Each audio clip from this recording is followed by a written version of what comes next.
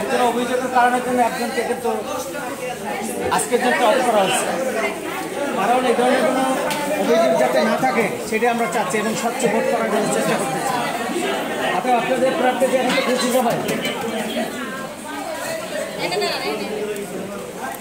কোনো ধরনের অভিযোগ থাকলে সাথে সাথে আমাদের নক করবেন, আমরা ওই লোককে তৎক্ষণাৎ গেট পাস দিয়ে বের করে দিব। ঠিক আছে, কোনো ধরনের কারচুপি, কোনো ধরনের স্বজনপ্রীতি এখানে হবে না, স্বচ্ছ ভোট হবে, কারো প্রাণ করা যাবে না। তখনই কিন্তু আমরা কোনো ব্যবস্থা নিয়েছি, আমরা কোনো সময়টা তাকে দেওয়া হয়নি। অর্থাৎ যখন আমাদের নলেজে আসছে তাকে 2 মিনিট সময় দেওয়া হয়, তার জন্য গেট পাসটা একটা দেওয়া হয়েছে।